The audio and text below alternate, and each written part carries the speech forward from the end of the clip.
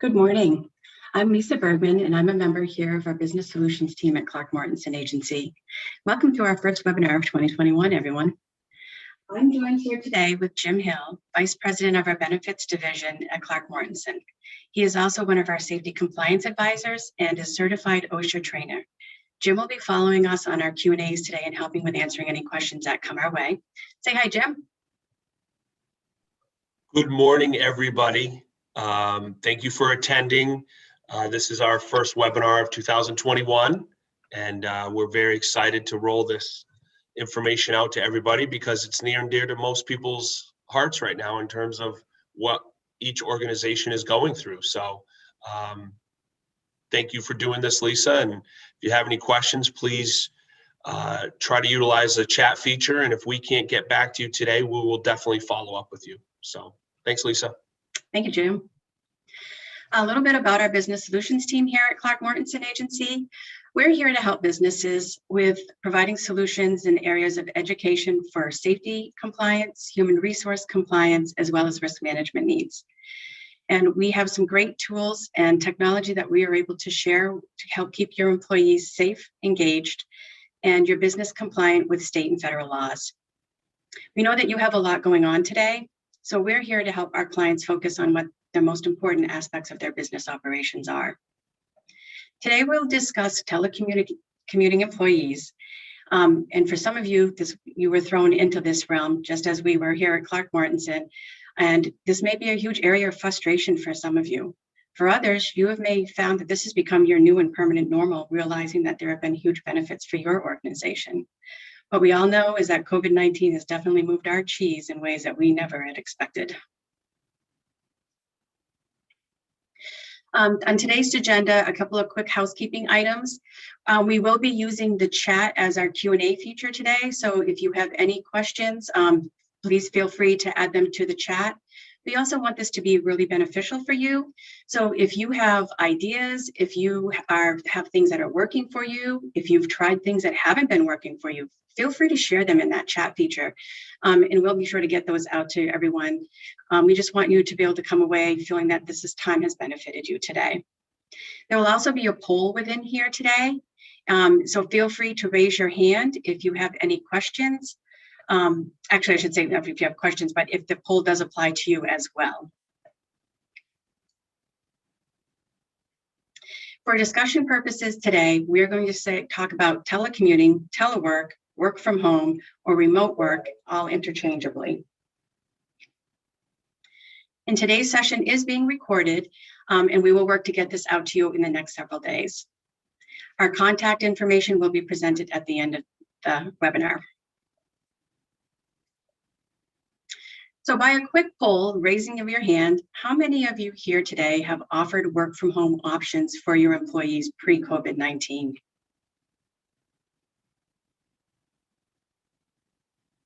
Wow, looks like quite a few. Great, 4 participants. And how many of you were thrown into the realms of a work from home arrangement due to various government orders with shelter in place in COVID-19? Pretty equal, I'm surprised. Is there anyone that is not currently offering a work from home option, but they're thinking about offering it in the future? We have a couple, great, we have a well-rounded group today, super. Just a quick introduction and some history on telecommuting. Of course, as we all know, in March of 2020, workplaces changed suddenly with a rapid response to COVID-19, and many of us were thrown into the realms of a work from home environment.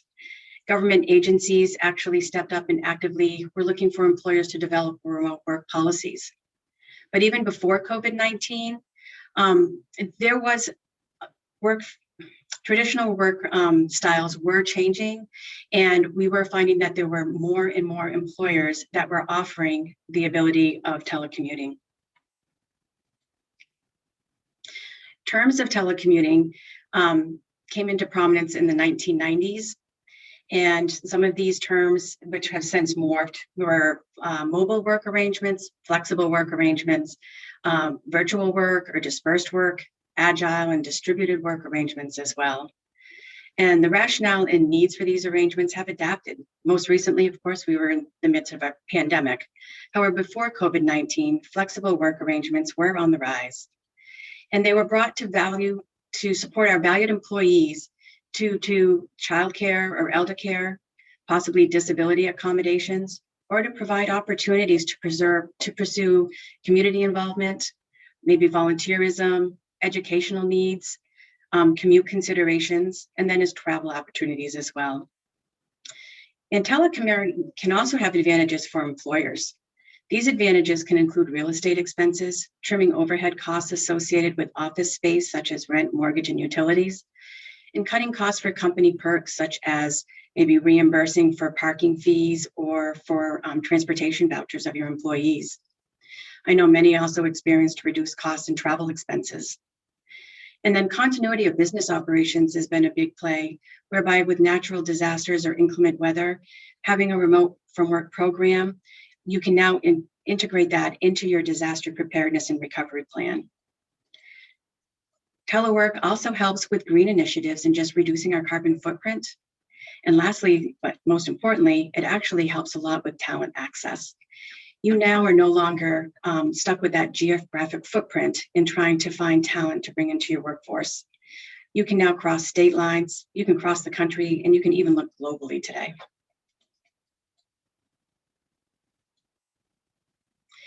And when is telework looked at? And it's expected and embraced across a lot of target segments now. And when looking at that, looking at when, flexible work schedules, telework can allow some employees to start their days earlier or end them later, which can be a great advantage for service organizations because it can offer you the ability to have extended hours for your clients and customers. Also offering compressed work weeks for your employees. And where? Remote offices, such as small satellite by appointment offices or shared workspaces, home offices, of course, coffee shops, airport lounges, and as Jim can attest during open enrollment this year, even our automobiles. And how much? A lot of times it can be used from a job sharing standpoint. You can now take a job description and you can split it among multiple employees. It's also great with looking at time off, and having remote work gives you that ability to shift workload to other employees when people are away. And then technology and telework allows us to utilize this from a contracted work standpoint or freelancing. Some key drivers that increase the work from home workforce ability. It's not just across the geography or industry sectors, but now we also have the ability to leverage technology, of course. And with uses such as Wi-Fi, cloud access, our smartphones, laptops, tablets, desktops, and paperless document systems, as well as looking at a globalized workforce. We have the ability now to employ personnel from anywhere in the world. A need to mitigate heavy workload or to deal with turnover concerns. And a lot of this was brought with the need from a millennial and General Z workforce, but the push for flexibility has actually been among all of our generations within the workforce. With looking at telework and working from home, it's great to develop a plan. And this here is a guide of some information that's great to include within that plan. You want to make sure that you're setting your policies, your expectations, and providing tips and best practices that are going to help your remote workforce be successful. Some things to include would be a work area, and there's actually a checklist that's recommended you set up. Some things to go through in that checklist is just making sure that they have a place that they're going to every day, but that they can step away from at the end of the day. Making sure that that workspace is going to function efficiently for them, and making it a place that they enjoy going to and that they'll be able to focus at. Making sure that they're avoiding areas such as couches, love seats, and oversized chairs or bean bags, as in this case, as they do promote relaxation that could negatively impact workflow. Communication. How will you be communicating with your telework employees, and how will they be communicating with your customers and your clients? We will be utilizing virtual meetings, teleconferencing, instant messaging, regular emails, just making sure that all of your employees are very comfortable with all of that technology. And then cybersecurity considerations. You want to make sure that you have discussions with your employees and even maybe provide some cybersecurity training with them, making sure that they have strong security measures such as strong passwords on their Wi-Fi. VNP software is also available. And then if they're going to have paper files at their work location, your expectations on how they're going to discard that, especially if it has any type of personal private information of your clients or your customers, as well as any proprietary business information. Attire, the way you dress is proven that it does have an effect on you psychologically. And while we may not need to dress as though we're in the office, there are still some recommendations that you might want to put into your agreements. Hygiene is a big thing, and just making sure that they're not working in their pajamas all day. Avoiding casual clothing that makes you feel too informal, and aim to dress casual but not sloppy in your attire.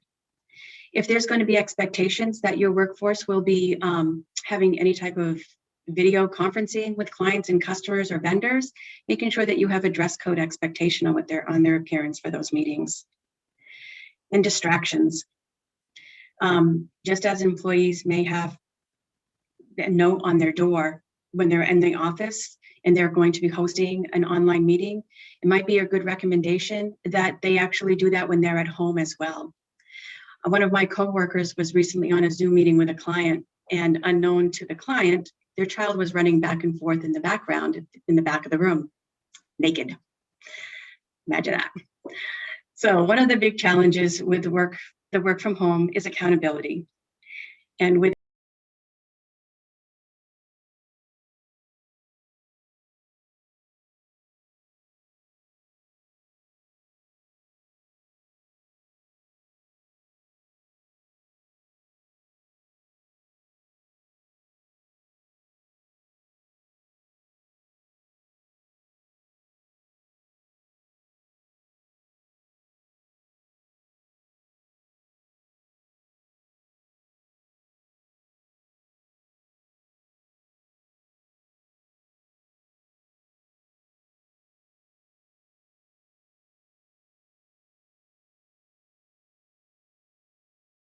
I know here at Clark Mortensen, when we first went remote last year in March and April, we had a person designated that would just send us emails like once in the morning and once in the afternoon and be like, okay, folks, time to take your break.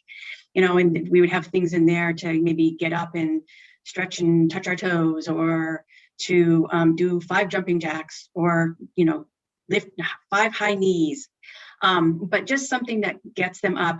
And it was actually engaging too, because it was knowing that everybody else on the team was actually probably, joining in at the same time. So while we were not all together, we were actually doing an activity together. Reminding them that they need to stay hydrated, moving around, getting out of their chair, getting some fresh air, some natural light. It's all important. You just don't want people sitting for extended periods, as it can reduce productivity, but it could also result in injuries. The other thing too is making sure that work from home is working for your employees. Conducting those honest self-assessments are real important. And there are some things that you want to include within those assessments, is especially if they've had any change in work hours, are those work hours working for them? And if they're accomplishing what they would be if they were in their office setting, are they meeting their deadlines? Are they feeling connected with their coworkers and their managers? Work from home may not be for all employees, and letting them know if they find that working from home is impacting their productivity, or that they're feeling isolated or disconnected from their team and management, reaffirm with them that there'd be no negative actions if they do feel that they need to come back into the work environment. Including within a written work agreement, you want to make sure that you have the purpose and scope of the work from home arrangement, and including in that, you want to have that management reserves its discretion to revoke those privileges at any time. Another thing you want to include within there is your employee information, their name, their job title, the department. Is this going to be temporary? If so, you want to make sure to include those start and end dates. If the employee's schedule will differ from their normal work hours, including that. and then having the definition of what work from home will mean, and if this will be a full-time, permanent, temporary, or partial. Jim, do we have any questions? Yes, we did get a question that came in, and this organization is allowing a work from home option, but they do not have a written agreement. And their expectation is that they're working at their home office. However, it's been brought to their attention that work is being performed elsewhere as well. And they'd like to know any kind of solutions or how to maybe rectify that. Great. That's actually, I actually had a situation. I was actually at my hairdresser's just the other week, and we were actually talking about the same thing, because she had mentioned to me, she's like, yeah, she's like, my appointments, she says, I have all these appointments in the middle of the day now. She says, where I never used to have this. And she says, and everybody that's working from home, they're coming in with their laptops, and while their hair's setting, they're performing their work. And I just thought so this was actually a great question to come up. Having that written work agreement is for remote work is a great place to start. And then, just reiterating, if you have expectations that they're going to be working their work hours at that location, making sure that you're including that within that remote work agreement. And if that needs to change, if they do need to make an arrangement, that it needs to be requested and that they need to have prior approval. Thanks, Jim. You're welcome. Some responsibilities, you also want to make sure that you're including, especially if responsibilities are changing from their standard work description, you want to include that in there, as well as your expectations for professionalism, their work output, customer experience, and work hours. The other things to include in there is transparency about their availability, making sure that they're keeping their calendars and their statuses current, and indicating and requesting when they're going to have long periods of time where they will not be available. Making sure that they're communicating with management and coworkers on a regular basis with check-ins, utilizing webcams, speakers, and phone versus just email. And any expectations, if they have requirements that paid time off needs to be requested and approved ahead of time, making sure that you're following through in your written work agreement there as well as those expectations on the workspaces and where work will be performed. The expectations and understanding that work from home is not a substitute for dependent care or child care. If you have expectations that this is not for those purposes, making sure that you're having those conversations with your employees ahead of time, and what those expectations are and what their plans are for their child care and elder care needs. But if this is actually an accommodation that you've made for them for those exact purposes, especially where most of our schools are still in a hybrid and some fully remote, making sure that you're being patient with those coworkers and understanding that their work from home conditions may not be ideal at this time.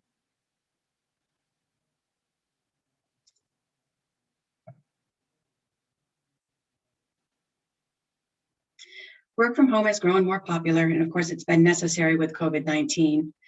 And social well-being of employees is vitally important and can be easily overlooked when we're dealing with our day-to-day business operations.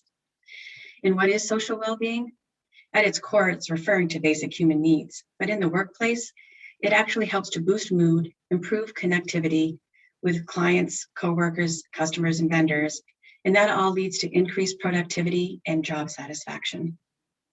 Forming social connections while working remotely is possible with a little creativity. This infographic here is from Clutch, which is a data-driven guide base for business-to-business hiring decisions. And in their polls, 60% of workers reported spending less time socializing and communicating with coworkers since working remotely due to COVID-19. So there again, it's just promoting that the communication piece is key. Engagement. Social interaction, remote working has not eliminated the need for our social connectivity in the workplace. Encourage the use of webcams. Zoom and Teams offer great meeting options, and there are many more. And be mindful of work choice. Everyone has a different work style, and we need to continue to be cognizant of that. Respecting people's time. If working remotely doesn't necessarily mean that you have more time on your hands. If you were busy at your work location, chances are you're just as busy, if not more busy, when working remotely. And some things that you can do to promote some team building activities and helping your remote workers feel connected is looking into having like group video calls.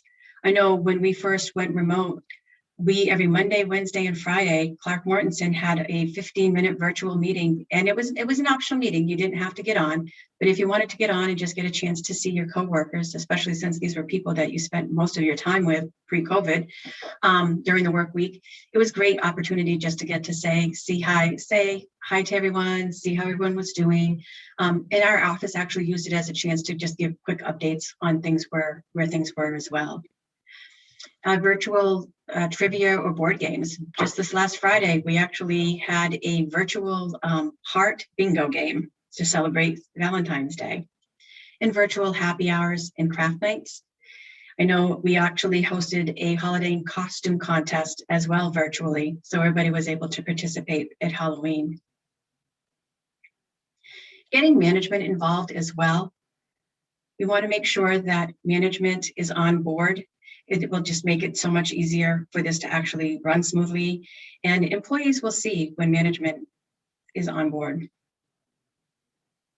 We all don't have the luxury currently of being able to just walk into a manager or supervisor's office or even a coworker's office to just bounce an idea off of them or ask a question. So hosting a virtual office hour where a supervisor or a manager has one-on-one time with your remote employees is vitally important as well. Remote working and well-being.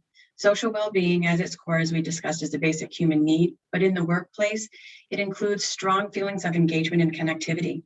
And these are both important factors that employees need to feel that they're needed and respected. Social well-being also promotes high job satisfaction, which leads to increased productivity and less turnover. And just some quick stats.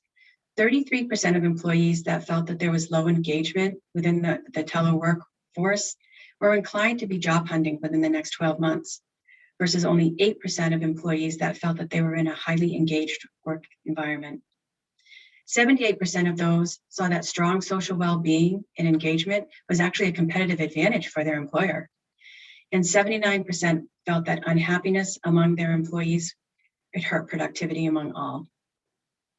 21% of telework employees have indicated that even now, loneliness is their number one struggle.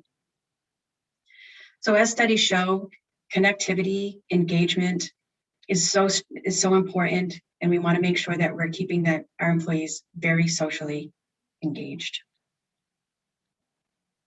Also remember, if the remote work program is due to support for caregiving requirements, just making sure that there's effective communication, that they realize that there are resources that are available for them. If you have any type of wellness programs, reminding employees of wellness programs, keeping ergonomics as a number one priority, and letting them know if they do feel like they have those aches and pains when they're in their workstation, that they can reach out to someone for help. That'll all help with your retention, productivity, and ultimately your profits. And disciplinary action plans within the work from home workforce.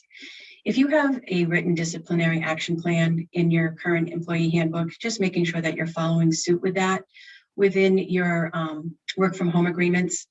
You may want to just reference that within the agreement, or if there are some changes that you want to make within that disciplinary action plan that will specifically address some concerns that you may have with your work from home workforce, just making sure that you're including that in there, and reminding employees of what actions or lack thereof could result in a disciplinary action, reminding them that actions can be either verbal, written, and they can be final, that they can result in suspensions and terminations, and including a general list of what those actions or lack thereof can be. Some examples can be bullying or harassment, disorderly conduct on or off the premises, violations of company employment policies, violations of your code of conduct, or performance concerns. Also, if you have any type of current drug or alcohol testing within your on-site workforce, if you have employees that have now moved off-site, but they're still within that same department, if you're still continuing those drug and alcohol tests, just remembering that you need to be testing those remote employees as well if they fall within those same job descriptions, just to avoid any type of discrimination concerns. And some other telework considerations, just remembering that remote work cannot treat employees differently based on protected characteristics, such as age, religion, or disability, and national origin. An example here with regards to age, I mean, as we all know, COVID-19 has negatively affected the people age 65 and older, and you may feel that need or that want to offer a remote work environment for your older generation workforce, but keeping in mind that you really need to make sure that you're offering it to all employees within that job description so that you're avoiding any type of an age discrimination concern. And disability, just reminding that telework options, they need to be offered to employees that are both disabled or not disabled. And if you're having employees that are going to be incurring any type of expenses, or if there may be needs where they're having to purchase equipment, making sure that you're outlining your expectations if there's a prior approval requirement and how your reimbursement procedures are going to be. Another one to be thinking about are your wage and hour laws, especially if you have non-exempt employees that have moved to an off-site work location and they were maybe punching a time clock before. Making sure that you have a written expectation of how they're going to be logging that time and making sure that you're keeping that consistent in the event of a Department of Labor inspection. And lastly, the one thing I wanted to touch base on here is I-9s. Back in March of 2020, there were flexibilities with regards to the rules related to I-9s. And just back at the end of January, that extension is now been moved to the end of this March of 2021. Those flexibilities were allowing where you could, the documentation needed for identification and employment eligibility verification, you were able to accept that through paper documents, and there was not a requirement of physical presence at the work location. And those exceptions have been extended. But do keep in mind, if you have on-work location employees and are new hires that will be working on location, you are still expected to have that in-person verification of identity and employment eligibility, and that needs to be done within 3 days of onboarding. ADA considerations. Companies facing requests from employees to work from home may need to consider a number of factors when granting or denying such a request. And those requests now with today's technology, you may find that requests that you may have denied as not being reasonable today could be considered a reasonable accommodation. And requests from employees with disabilities must be analyzed under the traditional accommodation frameworks. Employers must determine if such a reasonable request under circumstances. Also consider whether the policy against telecommuting may have a disproportionate impact on a particular group of employees, or whether the employee or the employer will be positively or negatively impacted if the employee is allowed to telecommute. Needs to be weighed. Considerations with regards to requests for temporary or long-term medical conditions or disabilities. Conditions such as mobility issues, immune disorders, anxiety disorders, physical impairments. They may prompt a request for telecommuting. And employees with conditions that rise to a level to a disability, they have a right to request in a reasonable accommodation. Requests that may have been denied a few years back may now need to be considered today due to advantages in technology. Accommodation concepts under the ADA, it's important to remember that it is our duty to provide a reasonable accommodation at all stages of the employment process. So keeping in mind that that accommodation may have to apply with the application process and interview process, onboarding, as well as throughout employment. An accommodation should enable the employee to perform their essential job functions of the position.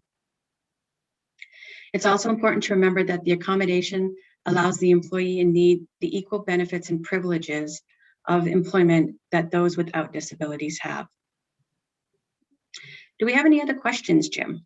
A question did come on just recently on the ADA, and the question was, or is, does the ADA require a business to have a telework program? That's an excellent question. Actually, the ADA does not have a requirement. That being said, though, if you offer an at-work program, it has to be offered to all employees, including those with disabilities.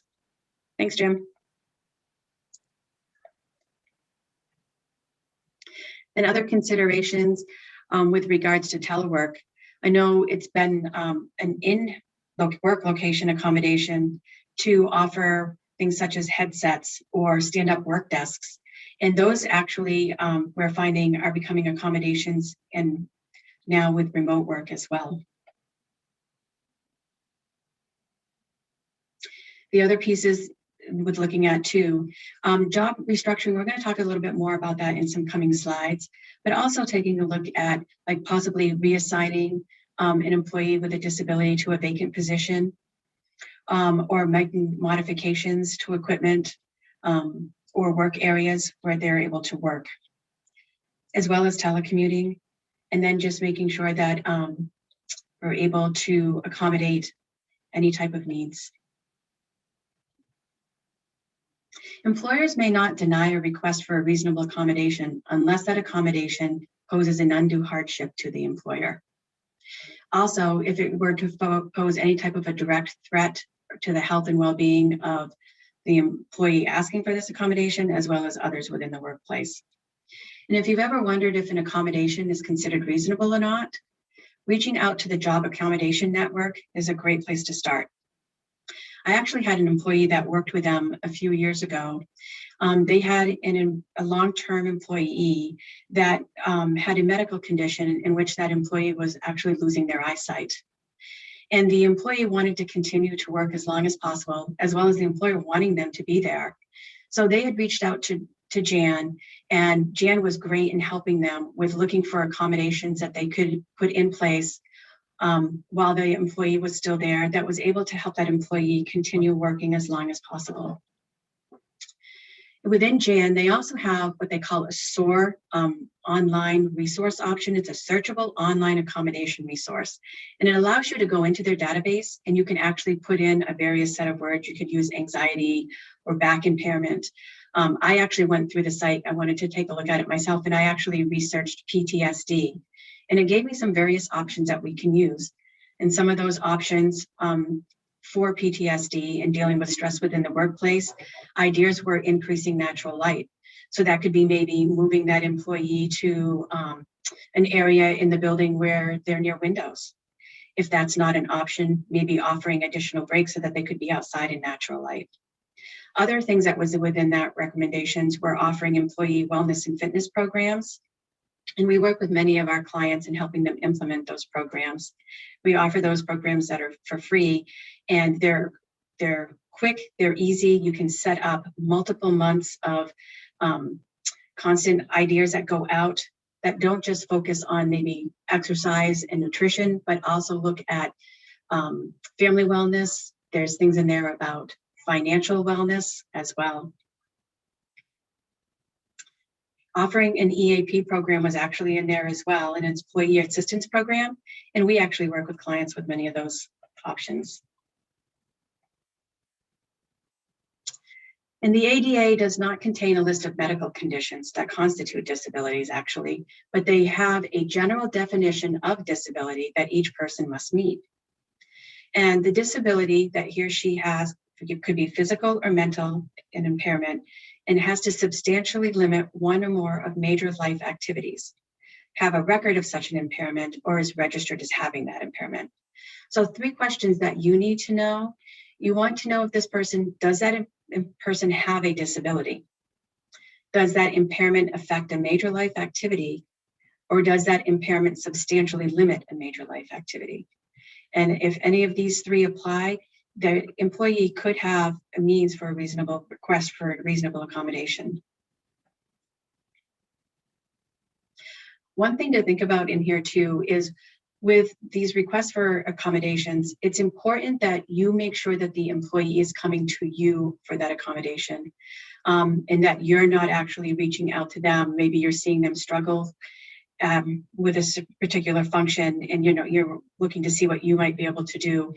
But if you're bringing that to their attention, you could actually be promoting and actually creating that need for an accommodation. And so the emphasis here too is to be looking at essential job functions, and whether that accommodation is at the job site or telecommuting. A list of factors that you want to look at. You want to look at the degree of expertise or skill required within that job function, and if you have a written job description for that job. The work experience of past employees in that same position or function, as well as time spent performing a particular job function or task. And as mentioned, the emphasis is on essential job functions versus marginal job functions. So in cases of telecommuting requests, separation of essential job functions from marginal job functions, that can become a fact-intensive inquiry in determining if a job restructuring may be needed as to meet an accommodation. If a job function is essential and must be performed on location versus remotely, that can be grounds to decline a reasonable accommodation. However, if the job function is marginal to the overall job description, but must be performed on location, that might be grounds for restructuring that marginal function into another job description that is on location to meet that reasonable request. And this is where a pre-existing job description can really help with determining where those are the essential functions versus the marginal functions of the job, and helping to determine whether or not the accommodation creates an undue hardship for the company. Then moving on to workers' compensation considerations. And in following workers' compensation claims, and where COVID is going to play into this, we have seen that there is a rise in ergonomic claims among the remote workforce since COVID came into play, and many of us are working in a remote work environment. And I'm not sure about you, but I know when Clark Mortensen went fully remote, for my first couple of months, I was experiencing some aches and pains that I hadn't had when I was working in the office. Clark Mortensen was great by us. They basically allowed us to pick up our whole workstations and take anything that we felt that we needed home with us when we needed to shelter in place. And I thought about, I brought my monitors and I brought my keyboard and my mouse, but I didn't happen to think about the cushy office chair. I missed that cushy office chair. And I also missed a headset. I was surprised at that as well. I had a friend too that was working remotely, and she actually was set up at a kitchen table. And she was basically sitting at this workstation here for 8 hours a day in a chair that literally is meant for a 20-minute meal. And by summer, she was dealing with chiropractors, massage therapists, and she was even trying acupuncture to deal with all of the upper back strain and neck strain that she was experiencing. And we were on our walk one day and we were talking about it. And she got to talking about how, back at the office, she had a stand-up workstation and that she was never sitting down. I was kind of like, I think that maybe you need to get that. So she did actually get that from her office. And within a couple of months, she was back in business and doing great. But some work considerations that you want to look at to help avoid workers' compensation loss are ergonomic evaluations. And there are remote evaluations and videos that you can use and help employees to prevent any kind of injuries. Creating a schedule that will help your employees prevent injuries as well, like having them making sure that they're planning and prioritizing their day, that they're planning those breaks within that day. That they have that separate workstation and that their workstation is set up and is ergonomic. Making sure that they're focusing on the things that they can control, that they're taking those breaks, that they're trained on technology to reduce stress and anxiety there, and that they're slowing down. And just working with them and offering all of these is going to help with them maintaining that good attitude and that they're having the cup half full mentality. Reminding them that help is available and that they can ask for help whenever needed. Communication is key. This here is a workers' compensation claim example, and feel free to chime in here on chat on your thoughts on this. This is a real life example. It did not happen in the state of New Hampshire, I will tell you. So this was a situation of a work from home arrangement, and an employee decided that they needed a new desk for their home office. While they were attempting to move this desk from their vehicle to their house, he strained his back, resulting in medical bills and lost wages. The employer was not aware and did not have any approval for this desk, but the employee was doing this off work hours as well. The courts decided that this was a compensable injury. So what are your thoughts on that? It was submitted to the workers' compensation carrier, and the carrier denied the claim. And the employee sought legal counsel. It did end up in a court situation where the courts determined it was considered compensable, and the workers' comp carrier was on the hook and had to pay the claim. So let me know your thoughts.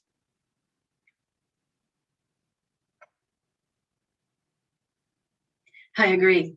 I didn't think it should have been paid either. And, just keep in mind, every state is different, and you will see, in the state of New Hampshire, this could have very well been considered denied, and courts could have very well held that up. But as with adjustments with many aspects in our business due to COVID-19, workers' compensation reporting and premiums can also be affected. And this is due to the fact that our workplace and risk safety exposures will likely change due to such adjustments. So organizations will want to prepare for workers' compensation claims that could be COVID-19 related. And if coverage could be triggered due to an illness, there are some things that you want to keep in mind. And that illnesses that arise in the course and scope of employment, as well as that the condition needs to be job specific, and that it's not an ordinary life disease such as a cold. Many states have actually implemented what they call preemptive condition laws as well. And that's where certain fields such as your healthcare, first responders, nursing home staff, that if they've contracted COVID-19, it is automatically assumed that it was contracted in the workplace, and it is subject to workers' compensation benefits. And could COVID-19 be a workers' compensation claim? Well, there are two tests that you want to look at. Is the illness or disease occupational, meaning it arose out of or in the course and scope of employment? And is the illness or disease must arise out of or be caused by conditions peculiar to the work environment?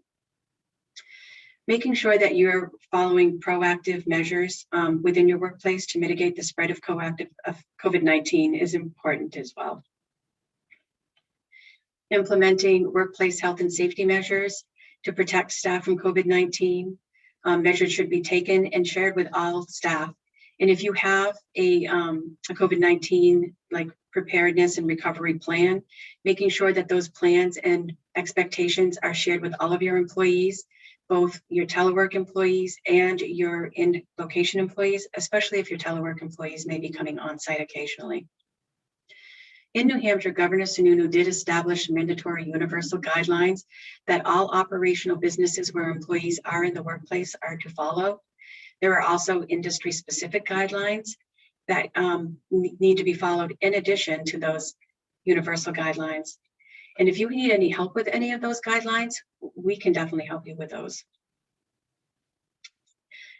There's also a new study that's been out, and it's with regards to comorbidities. And I've actually started following this. I'm interested to see how this is going to play out. But they're starting to look at whether or not COVID-19 is going to have some lasting effects within our workforce and how that could come into play with future workers' compensation claims. Especially in areas where they're seeing some lasting effects from respiratory conditions for people that have recovered from COVID-19. Will those conditions result in longer lost time from work should they have a workers' comp injury that requires recovery? So there's a lot that still needs to be answered, and so I am going to continue to follow those.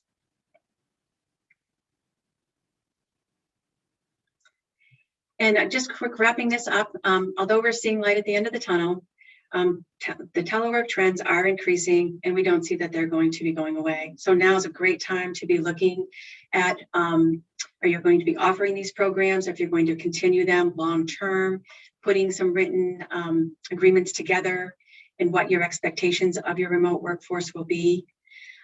So it's great to just have all of that information up front. And again, as we've discussed throughout, communication is key, and just making sure that everybody has those written expectations in place. Also, if you have COVID-19 as a result of the work from home workspace, just making sure that you're offering flexibility with those employees. If they're home due to childcare or elder care issues, just knowing that there's flexibility and that you're understanding that their work day is looking much different than when they were in the office is great. Is there any other questions, Jim, today? No, I'm looking at the chat feature, and at this point, I don't see any other questions. Okay, great. Thank you so much for joining us today. Also, our last slide here, my apologies here, I have a little snafu, so let me see if I can get back into this. Okay, great. Sorry about this, folks, but our contact information is on our last slide. And as I did mention, we are going to make sure to get this out to everyone today. Again, thank you so much for spending your morning with us. And I hope that you found this beneficial and that you were able to take away something to use in your workplace today. Keep in mind that we are here to help. If you have any needs for templates on a telework agreement, those self-assessment templates for your employees that are working remotely, we do have those available and are willing to share those with you. So feel free to reach out to us if that will be helpful to you. Thank you so much. Be safe, everyone. Bye.